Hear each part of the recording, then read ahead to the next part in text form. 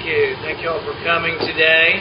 I'm excited to be signing on to, and I believe it's the permanent repeal, correct? That is correct. The permanent repeal, not for a few days, not for a few months, the permanent repeal of the estate tax. You know, your government might be too large if they give you a tax ID number when you're born, before you leave the hospital. They tax you your whole life, and then when you die, they tax you again. I think simply the act of dying should not be taxed in our country. I think government has grown too large at all levels, and really we need to talk about the size and scope of government. But if you're going to cut taxes, or you're not going to raise taxes, you have to cut spending. This is a spending problem in our country as much as it's a revenue problem. But I don't think we should be taxing people simply for the act of dying. As I've gone around the state of Kentucky, I've met a lot of business owners that are family-run, like the richest business here. I've also met a lot of farmers. I met a farmer out in Fulton County. They have 1,000 acres, and it's been in their family for 7 generations. I think we should not be breaking up the family farm to pay for taxes. But in the same breath I say this, I say we have to, as a nation, cut spending. If you do not cut spending, the deficit gets worse and worse, and that's a problem. But I think if you interview economists, if you interview 1,000 economists, you have trouble finding any economist that says it's a good idea to raise taxes in a recession.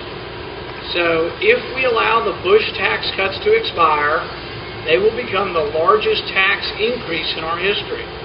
If Obama gets his way, President Obama gets his way, and the National Democrats get their way, we'll have the largest tax increase in our history. That would be a huge mistake to a weak economy, and we should not allow it to happen. Thank you for coming out today, and I'll be happy to take a few questions about the estate tax.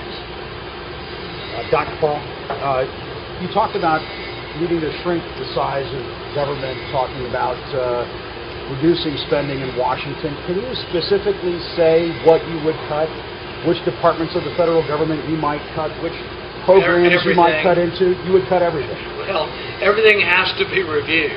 So it's not one simple item. I can give you a list of several things that we shouldn't have done and should not do. $1 trillion stimulus that added to the debt shouldn't have been done. $800 billion to $1 trillion.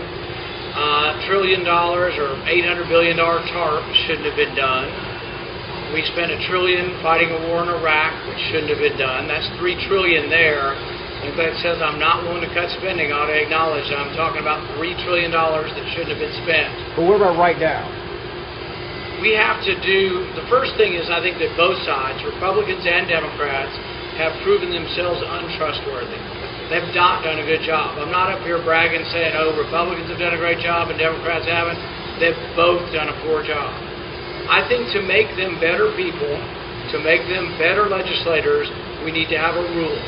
Now, they pass rules on themselves like pay-as-you-go, and then they immediately break their own rules. I think it took 3 weeks when they reinstituted pay-as-you-go to break it again. I think we had pay-as-you-go from like 97 to 2002. I think it was broken 700 times. I mean, everything's an emergency, which means basically it's not a rule. So I think we need a stronger rule. And this rule really should be that we should amend the Constitution to say we must balance the budget by law. Once you do that, that changes the debate completely, and everybody has to look everywhere, and it forces them to look. The second thing is we need a compromise. The compromise should be that Republicans have always said, well, we'll cut discretionary spending or we'll take it back to pre-Bush levels. And of course that'll balance the budget in what, 65 years or 99 years. It's not enough. Republicans will sometimes say we'll cut domestic spending, but we won't cut military spending. Occasionally you'll find a debt-concerned Democrat and they'll say, well, I'm willing to cut military spending, but I'm not willing to cut domestic spending.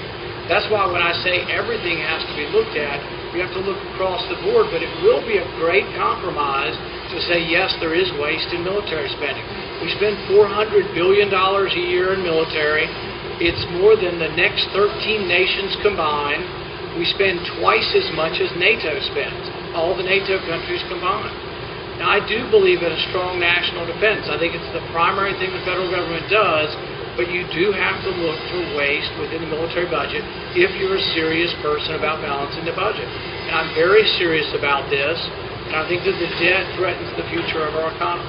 Dr. Paul, who decides whether or not you're going to go to the KDP debate on Monday?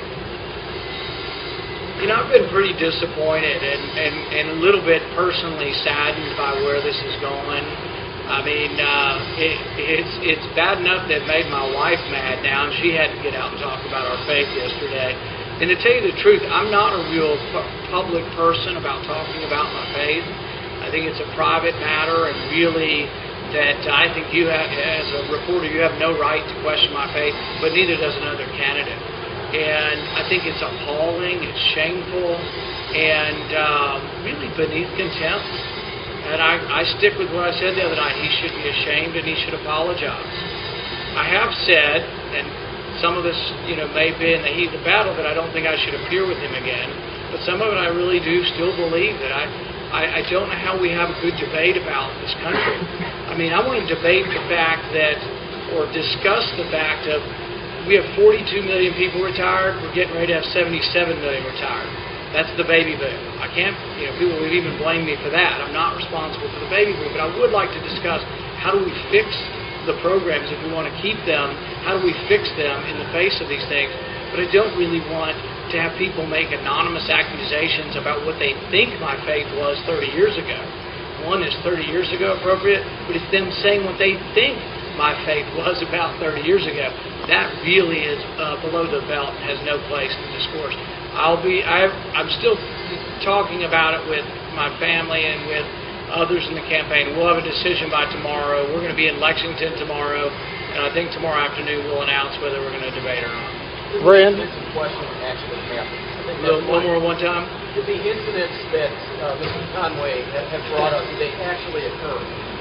They're ridiculous, absurd, and none of what's been reported to ever happen. Yeah. You're denying it. Well, I'm not. The thing is should I have to respond to someone who's anonymous? The first thing is that's. I'm not answering any more questions on that, because the thing is that they are ridiculous, absurd, and untrue.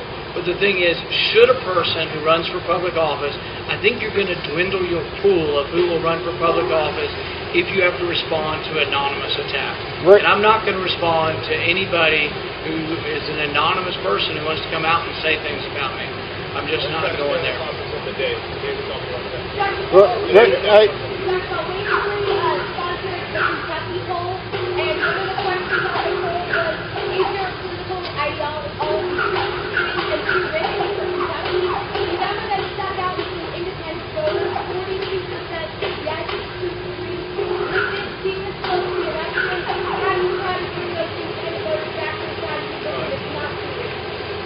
Well, the interesting thing is that anybody who's been following my campaign for a year and a half has seen the things I talk about. I think what's extreme is going on in Washington.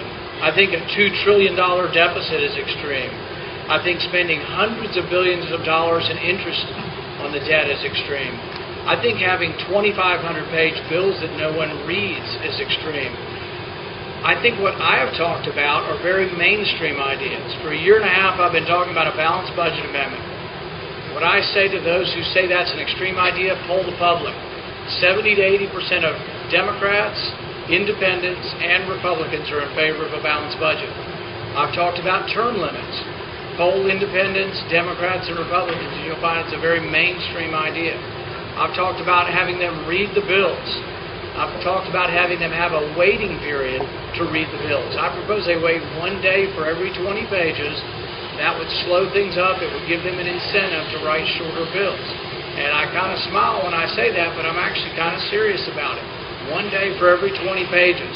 Because I don't think you can trust them to sign a statement saying they read the bill, but if they had to wait, maybe some of them would read the bill.